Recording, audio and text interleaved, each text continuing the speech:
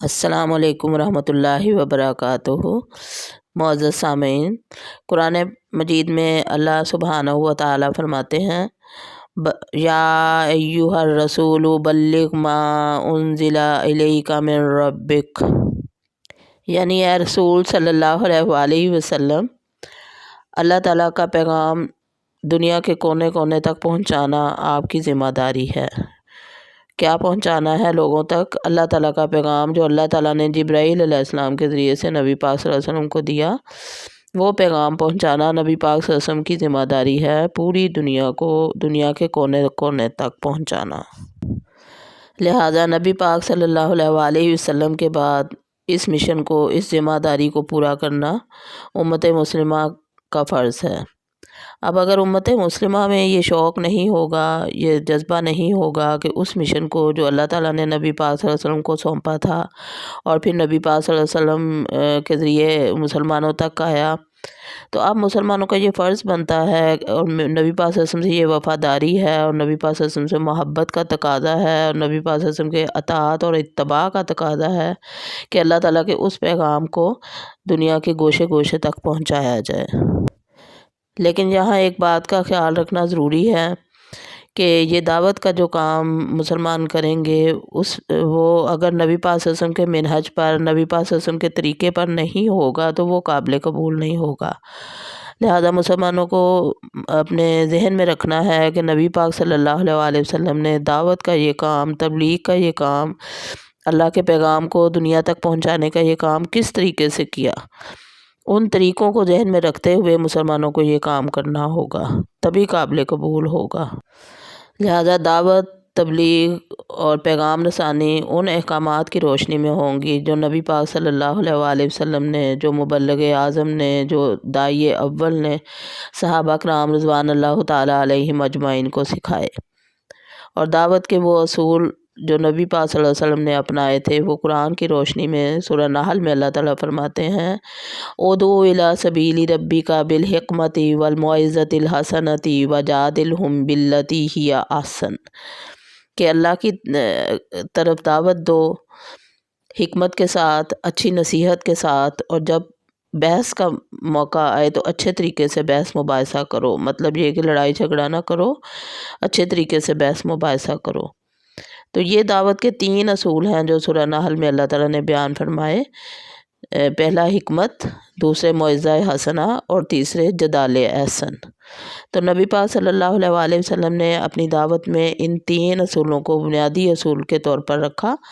نبی پاک صلی اللہ علیہ وسلم جب بھی دعوت کا کام کرتے تھے تو انتہائی حکمت سے کرتے تھے، اور اس میں نبی پاک صلی اللہ علیہ وسلم مخاطب کے نفسیات، مخاطب کی تعلیمی اہلیت اور اس کے ماحول کو مد نظر رکھتے ہوئے اس سے بات کرتے تھے۔ جیسے نبی پاک صلی اللہ علیہ وسلم نے مختلف صحابہ کو مختلف نصیحتیں کی تھیں، ان کے ماحول کے مطابق، ان کے مزاج کے مطابق۔ کسی کو آپ صلی اللہ علیہ وآلہ وسلم نے فرمایا کہ لا تغضب، غصہ نہ کیا کر۔ کسی کو نبی پاک صلی اللہ علیہ وسلم نے فرمایا کہ سلام کرو جانے انجانے کو اور کھانا کھلاؤ۔ اس طرح نبی پاک صلی اللہ علیہ وسلم حکمت کے طریقے سے لوگوں کو سمجھاتے تھے۔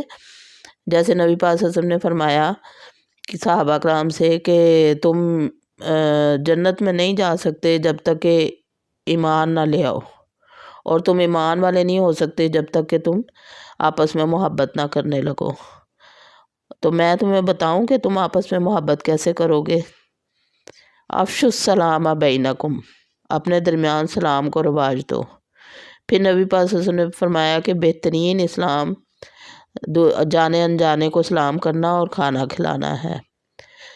اسی طرح نبی پاک صلی اللہ علیہ وآلہ وسلم بڑے اچھے طریقے سے واعظ و نصیحت کیا کرتے تھے۔ نبی پاک صلی اللہ علیہ وسلم نے فرمایا کہ کلموا الناس علی قدر عقولہم، لوگوں سے ان کی عقلوں کے مطابق بات کیا کرو۔ اب ایک ان پڑھ شخص ہے، ایک دیہاتی ہے، وہ آپ کے سامنے آ جاتا ہے، آپ اس سے ویسے بات نہیں کریں گے جیسے آپ ایک شہری اور پڑھے لکھے سے بات کریں گے۔ تو سمجھانے کا انداز دونوں جگہ پر مختلف ہوگا۔ ایک کو تعلیمی دلائل کے ذریعے سے، عقلی دلائل کے ذریعے سے سمجھانا ہوگا، اور دوسرے کو ہاتھ ہلکا رکھ کے تبلیغ کرنی ہوگی کہ زیادہ اسے بوجھ محسوس نہ ہو۔ جیسے نبی پاک صلی اللہ علیہ وسلم کے پاس ایک شخص آیا تھا تو کہنے لگا کہ یا رسول اللہ صلی اللہ علیہ وسلم مجھے کوئی ایسا عمل بتائیے کہ جس کے بعد مجھے کسی اور سے پوچھنے کی ضرورت نہ رہے۔ تو نبی پاک صلی اللہ علیہ وسلم نے فرمایا تھا کہ اللہ اور رسول پر ایمان لاؤ اور نماز قائم کرو، روزہ رکھو، زکوٰۃ دو، اللہ کے گھر کا حج کرو۔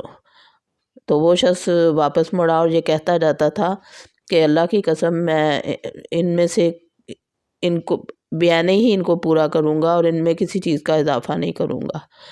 تو نبی پاک صلی اللہ علیہ وسلم مسکرائے اور صحابہ سے فرمایا کہ دیکھو یہ وہ شخص ہے، اگر تم میں سے کوئی جنتی شخص کو دیکھنا چاہتا ہے تو اس کو دیکھ لے۔ مطلب یہ کہ وہ دیہاتی تھا، اسے کم سے کم اعمال نبی پاک صلی اللہ علیہ وسلم نے فرمائے تھے۔ اسی طرح ایک دفعہ ایک شخص نبی پاک صلی اللہ علیہ وسلم کے پاس ایک بدو آیا تو کہنے لگا یا رسول اللہ صلی اللہ علیہ وسلم مجھے دعا مانگنے کا طریقہ بتائیے۔ تو نبی پاک صلی اللہ علیہ وسلم نے فرمایا کہ تم پڑھا کرو سبحان اللہ والحمد للہ ولا الہ الا اللہ واللہ اکبر۔ تو وہ ایک لمحہ خاموش رہا، پھر کہنے لگا یا رسول اللہ صلی اللہ علیہ وسلم اس میں تو دعا ہے ہی نہیں، یہ تو صرف اللہ کی تعریف ہے۔ تو نبی پاک صلی اللہ علیہ وسلم مسکرائے اور فرمایا اچھا تو یہ پڑھ لیا کرو اللہم اغفر لی وارحمنی وارزقنی والعافینی واہدینی۔ تو پھر وہ شخص مطمئن ہو کے چلا گیا۔ تو اس طرح نبی پاک صلی اللہ علیہ وسلم دعوت اور تبلیغ میں بڑی مخاطب کی نفسیات کا خیال رکھتے تھے، حکمت اور دانائی سے اور عمدہ نصیحت سے، خیر خواہی کے جذبے سے لوگوں کو تبلیغ کیا کرتے تھے۔ اور اگر بحث کا موقع آ جاتا تھا، جیسے نجران کے عیسائی قبیلے سے بحث کا موقع آیا تھا جس میں مباہلے کا بھی حکم آ گیا تھا، لیکن وہ لوگ پھر بھاگ گئے تھے، انہوں نے مباہلہ کیا نہیں تھا۔ تو نبی پاک صلی اللہ علیہ وسلم ہمیشہ بڑے پیار محبت سے دوسروں کو سمجھاتے تھے اور کبھی سختی درست ہوئی اور سخت لہجے میں بات نہیں کی تھی کسی سے بھی، اور بڑے نبی پاک صلی اللہ علیہ وسلم مثالیں دے کے سمجھایا کرتے تھے صحابہ کرام کو۔ مثلاً آپ صلی اللہ علیہ وسلم نے فرمایا کہ صحابہ سے پوچھا کہ اگر تم میں سے کسی کے گھر کے باہر ایک نہر بہہ رہی ہے پانی کی اور وہ دن میں 5 دفعہ اس میں غسل کرتا ہے تو کیا اس کے جسم پر میل باقی رہ جائے گا؟ تو صحابہ کرام نے فرمایا کہ نہیں۔ تو آپ صلی اللہ علیہ وسلم نے فرمایا اسی طرح جو شخص 5 نمازیں پڑھ لیتا ہے تو اس کے کوئی گناہ باقی نہیں رہ جاتا اس کا۔ پھر نبی پاک صلی اللہ علیہ وسلم نے فرمایا کہ اگر خشک درخت پہ جو خشک پتے لگے ہوتے ہیں، اگر آپ اس کی ٹہنی کو ہلائیں تو جس طرح درخت کے وہ پتے جھڑتے ہیں، اس طرح نماز جو ہے وہ گناہوں کو جھاڑ دیتی ہے۔ تو نبی پاک صلی اللہ علیہ وآلہ وسلم کے طریقے پر اگر ہم دعوت دیں گے، لوگوں کو دین کی طرف بلائیں گے، اللہ کی محبت پیدا کرنا، نبی پاک صلی اللہ علیہ وسلم کی محبت پیدا کرنا، بجائے یہ کہ اللہ کے غضب سے ڈرانا، جنت کی بجائے دوزخ کا زیادہ ذکر کرنا، یہ مناسب نہیں ہے، بلکہ اللہ کی محبت اور جنت کے نعمتوں کا بتا کے نئے لوگوں کی تبلیغ کرنی چاہیے تاکہ دوسرے اسلام کی طرف زیادہ راغب ہوں اور آپ کے لیے صدقہ جاریہ بنے، ہمارے لیے صدقہ جاریہ بنے سب لوگ۔ اللہ تعالیٰ آپ کو اور ہمیں توفیق دے۔ وما علینا